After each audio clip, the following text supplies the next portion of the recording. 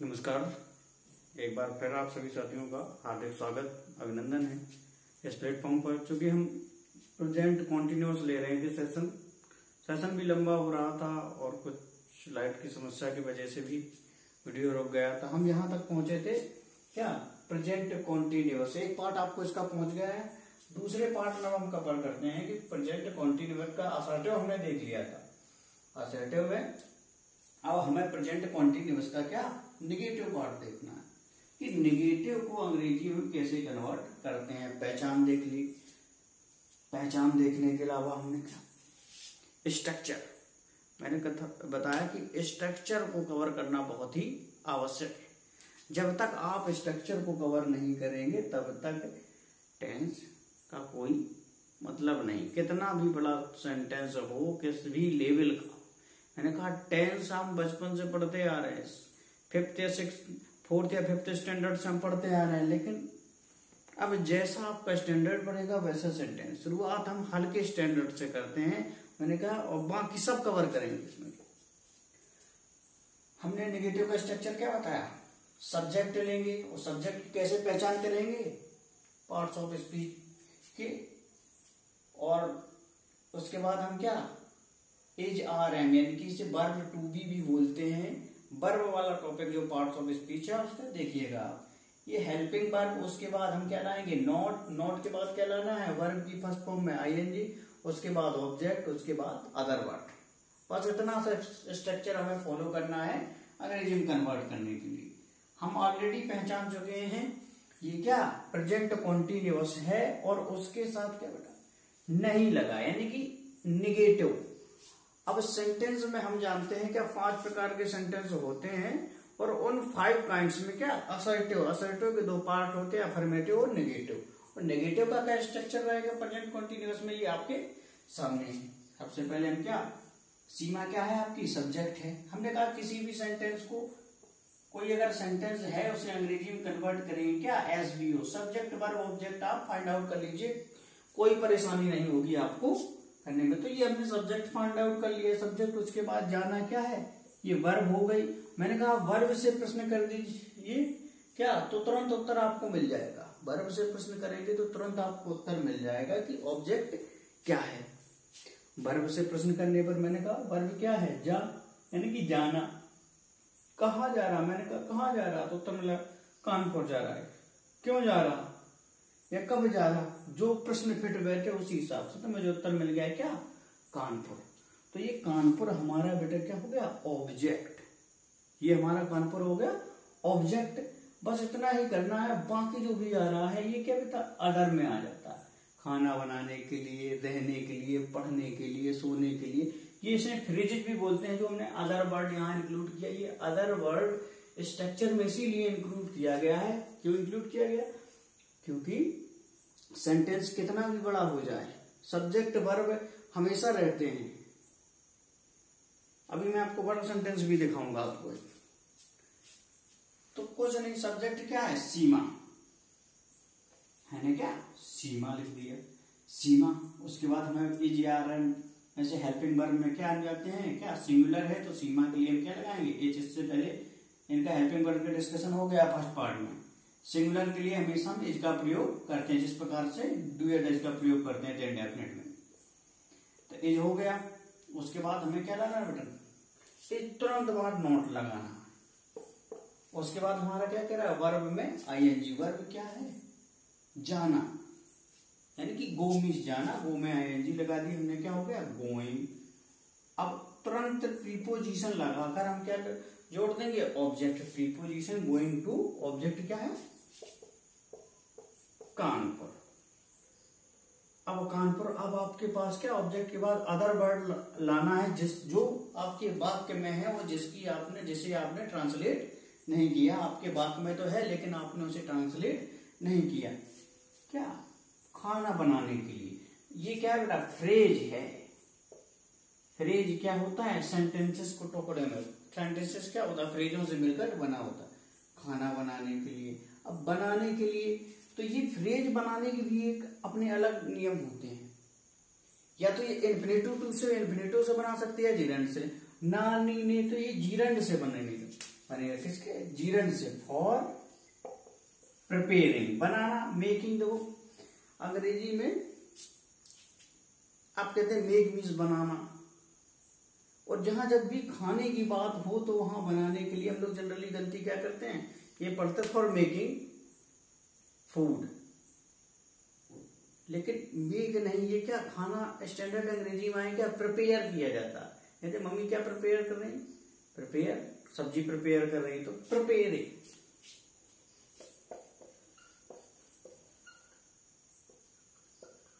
Preparing क्या, food, for preparing food.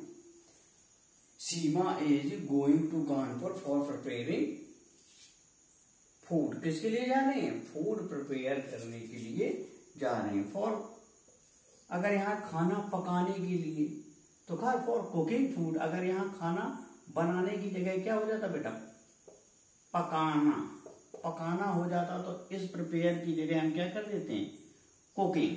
Cook means क्या होता है, पकाना। तो यहां भी पकाना या बनाने के लिए हम प्रिपेयर लगा सकते हैं, कुक भी लगा सकते हैं, कुक ज्यादा बेटर लगता है। तो यही आपका प्रेजेंट कॉन्टिन्यूअस के नेगेटिव का स्ट्रक्चर था, नोट कर लिया। अब एक और बड़ा सेंटेंस लेते हैं।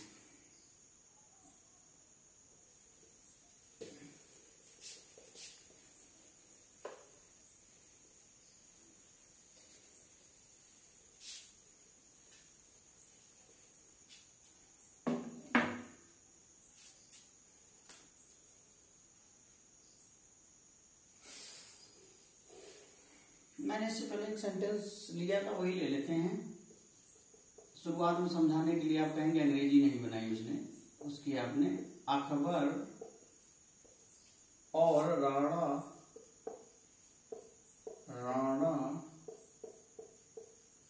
सागा के मध्य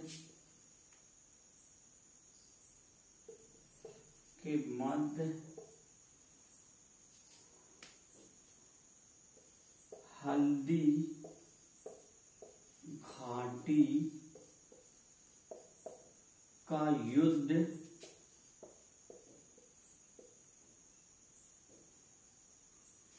अकबर और राणा सागा के मध्य हल्दी घाटी का युद्ध लड़ा जा रहा है,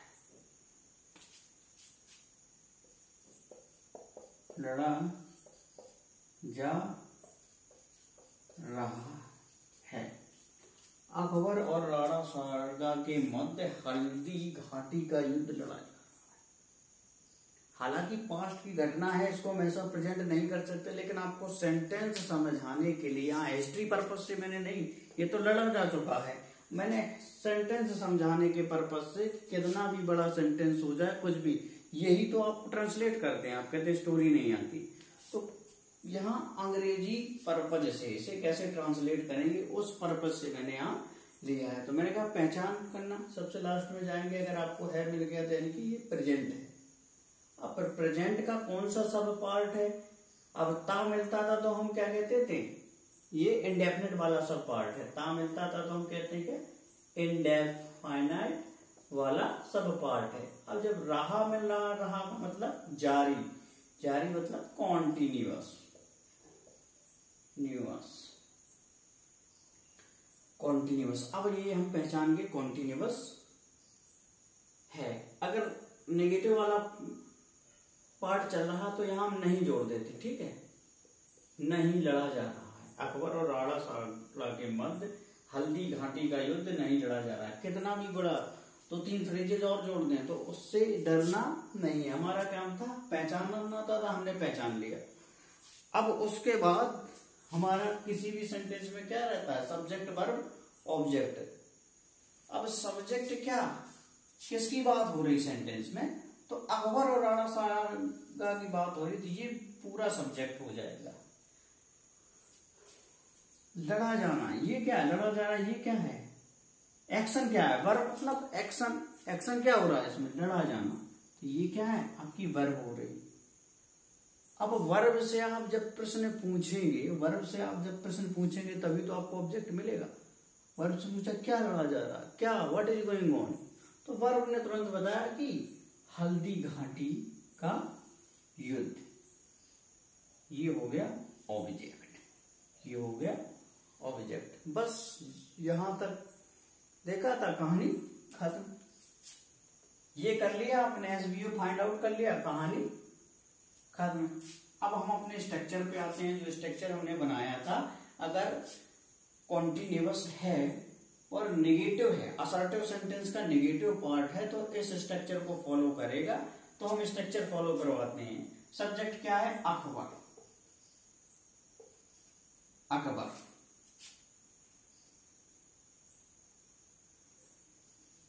Akbar and Rana Sanga, Rana Sanga.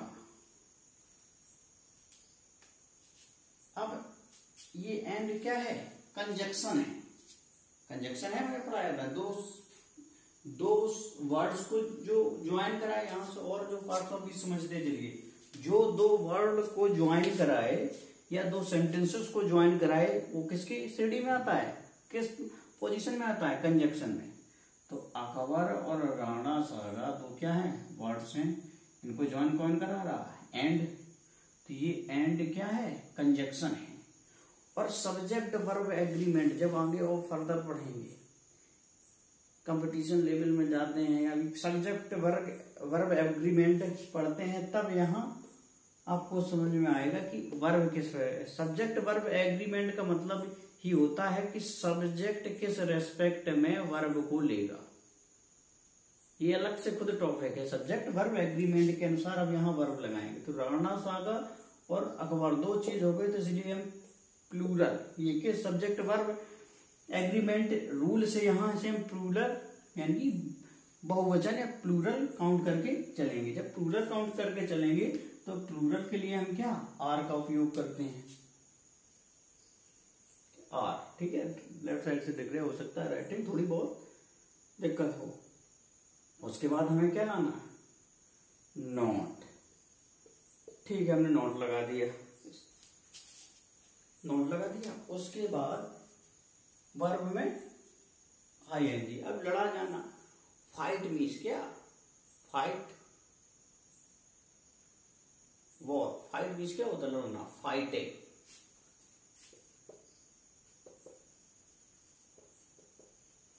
Akbar and Rana Sagar are not fighting. उसके बाद क्या, किस पे, अब ऑब्जेक्ट हमेशा किसके साथ, ये मैंने कहा था छुपा रहता, ऑब्जेक्ट हमेशा किसके साथ, प्रीपोजिशन के साथ आता है। जैसे कि हम पढ़ते आ रहे हैं कि राम स्कूल जाता, तो क्या लगा देते, रट लिया हमने कि Ram go to school, Ram goes to school. I मैं स्कूल जाता हूं तो क्या, आई गो टू स्कूल। तो ये टू को कभी ध्यान दिया, ये टू होता क्या है, ये टू जो है क्या है, आपका प्रीपोजिशन है। टू आपका प्रीपोजिशन है, और प्रीपोजिशन का काम क्या होता है, संबंध स्थापित करना। तो ऑब्जेक्ट के साथ हमेशा प्रीपोजिशन आएगा। तो क्या कहेंगे, Akbar and Rana Saga are not fighting on, fighting on किस पर, fighting on the war of Haldi Ghati. Haldi Ghati का युद्ध, या हल्दी घाटी हमने कहा का जहां यूज हो, तो या तो आप एपिस्ट्रोफी लगाएंगे या ऑफ। एपिस्ट्रोफी या ऑफ दोनों का बोध कराते हैं। एपिस्ट्रोफी एस या ऑफ दोनों का बोध कराते हैं। कहते ये राम का घर है, दिस इज राम्स हाउस, या दिस हाउस इज राम। कैसे, मैंने कह दिया यह राम का घर है, यह राम का घर है। एक एक पॉइंट समझते चलिए। अब ये राम का घर है, जैसे कहते हैं राम का घर है, यह न लगा के हम इतना कहते राम का घर, राम का घर, तो और ज्यादा आपको क्लियर होगा। राम का घर, तो इसे दो प्रकार से लिखते क्या, राम में एपिस्ट्रोफी एस लगाया, होम, राम्स होम या होम ऑफ राम। ये दोनों कंडीशन में ये सही है। यानी कि एपोस्ट्रोफी एस और ऑफ दोनों का मतलब क्या होता है, काकी। दोनों का मतलब क्या, काकी के। महीन बात समझते चलिए। देखिए आपको पढ़ाया जाता है लेकिन इतनी बारीकी से बात नहीं बताई जाती, तभी तो आप फेल हो जाते हैं। फिर आप खुद से क्रिएट नहीं कर पाते। मैंने कहा पढ़ना और सीखना दो अलग चीजें हैं। तो आप सीख नहीं, यहाँ सिखाया जाएगा, पढ़ाया नहीं जाएगा, सिखाया जाएगा। और सीखने वाला कभी भूलते नहीं है। खुद से क्रिएट, एक एक चीज कोई भी पॉइंट है क्लियर करते चलिए। तो अब हम क्या करेंगे, fighting on the war of Haldi घाटी या हल्दी घाटी वार। तो वार ऑफ हल्दी घाटी ज्यादा अच्छा। Fighting on the war of Haldi घाटी,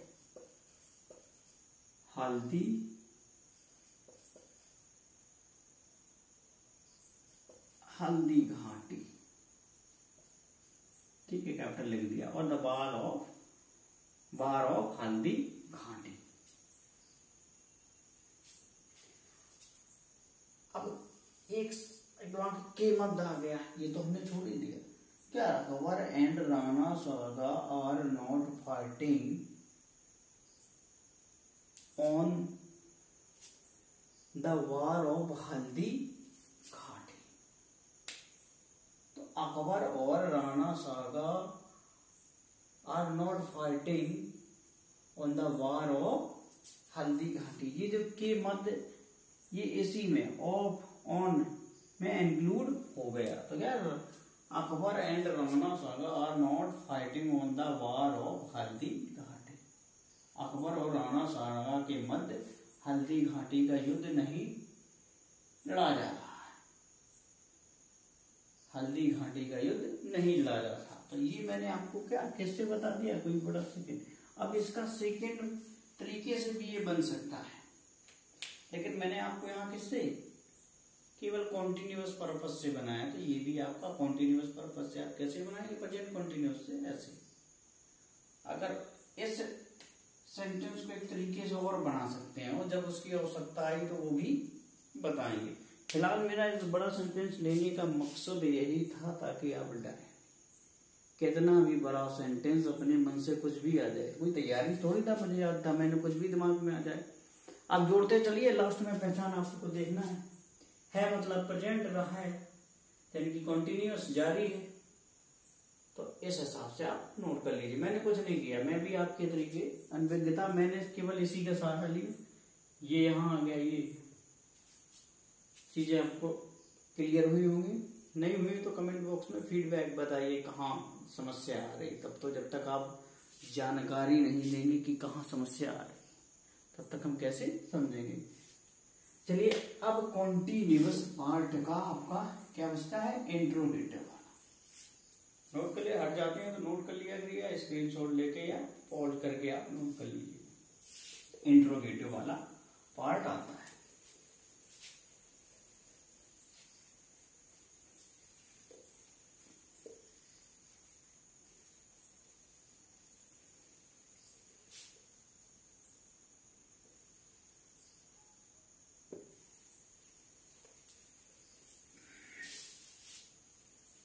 इंट्रोगेटिव में भी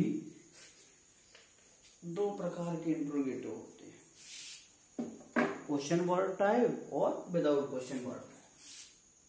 ठीक है, इंटेरोगेटिव में शॉर्ट में INT लिख देता हूं। इसका स्ट्रक्चर क्या होगा, इसमें दो होते हैं। पहले विदाउट क्वेश्चन वर्ड वाला, बिना क्वेश्चन वर्ड वाला देखते हैं। तो क्या, सबसे पहले विदाउट क्वेश्चन वर्ड में हम क्या लाएंगे, एज आर एम यानी कि हेल्पिंग वर्ब। उसके तुरंत बाद क्या लाएंगे, सब्जेक्ट। उसके तुरंत बाद क्या, सब्जेक्ट। वर्ब की फर्स्ट फॉर्म में ING। फिर क्या लाएंगे, ऑब्जेक्ट। ऑब्जेक्ट के बाद अदर वर्ड्स और लास्ट में क्वेश्चन मार्क। ये एक स्ट्रक्चर आपका ये हो गया, इंट्रोगेटिव का एक स्ट्रक्चर आपका ये हो गया। एक और होता है क्वेश्चन वर्ड टाइप।